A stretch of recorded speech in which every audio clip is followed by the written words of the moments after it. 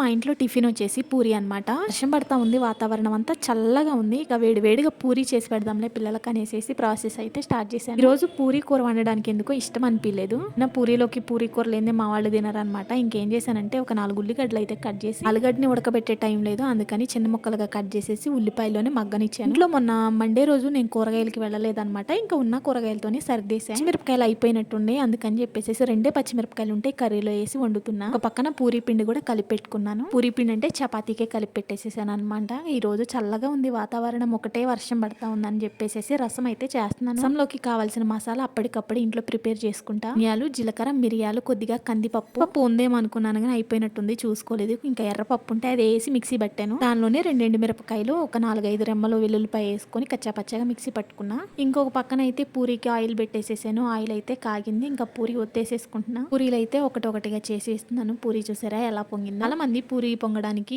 ఏవేవో ప్రాసెస్లు చేస్తూ ఉంటారు. ఏం చేయాల్సిన అవసరం లేదు, మంచిగా సమానంగా ఒత్తుకుంటే పూరి అనేది పర్ఫెక్ట్గా పొంగుతుంది. ఏ పిండితో చేసేమనేది కాదు, కరెక్ట్గా పొంగుతుందా లేదా అనేది కావాలి. నేనైతే గోధుమ పిండి కలిపాను, ఏం కలపలేదు, ఓన్లీ గోధుమ పిండితోనే పూరి చేశాను. ఒక్కొక్కటి అయితే పూరి చేసేసి పిల్లలకి వేసిస్తా ఉన్నాను. వాళ్ళకైతే టైం అవుతుంది పడుతున్నప్పుడు ఇంకా వేడిగా పూరి తింటే బాగుంటది కదా. పిల్లలు అయితే తినేసి స్కూల్కి వెళ్ళిపోయారు. ఏంటంటే పూరి ఒట్టిగా తినడమే ఇష్టము, కూరలో తినడానికి పెద్దగా ఇష్టపడను అనమాట. వాళ్ళకి పూరి కూరేసి ఇచ్చాను. ఇంకా నేనైతే నార్మల్ గానే ఒక 2 పూరీలు అయితే తినేసాను. వేసిన వెంటనే వేడిగా కాఫీ లేకపోతే అట్లా ఇంకా నాకు మా ఆయనకి వేడిగా కాఫీ అయితే కలిపిచ్చేసాను. ఈ లోపల మిక్సీ పట్టేసేసుకున్నాను రసానికి. ఇంకా దానిని పోపు అయితే వేసుకుంటున్నాను. రోజు పిల్లలకి లంచ్ లోకి పూరియే పెట్టేస్తున్నాను. ఇంకా రసం సాయంత్రం తింటారులు అనేసి వేడిగా రసం అయితే చేస్తున్నా. గిన్నె వేడైన తర్వాత ఆయిల్ వేసేసుకొని ఉల్లిగడ్డ, ఎండుమిరపకాయలు, ఆవాలు, జీలకర్ర, కరివేపాకు, పసుపు ఇవన్నీ వేసుకొని కొద్దిగా మగ్గనివ్వాలి. వేసుకున్న మసాలా పొడి కూడా వేసుకొని కొంచెం వేయించుకుంటే ఫ్లేవర్ బాగా వస్తుంది. సాంబార్లోకైనా రసంలోకైనా అప్పటికప్పుడే మసాలా వేసుకుంటే చాలా బాగుంటది. ఒక్కొక్కసారి అలా చేస్తాను, ఒక్కొక్కసారి రెడీమేడ్ సాంబార్ పొడి కానీ రసం పొడి కానీ వేసి చేస్తాను. ఏది వేసుకున్నా బాగుంటది కానీ ఏదైనా మనం ఇంట్లో చేసుకున్నది వేసుకుంటేనే బాగుంటది అనమాట. ఇంకా చింతపండు నానబెట్టి పెట్టుకున్నాను కదా,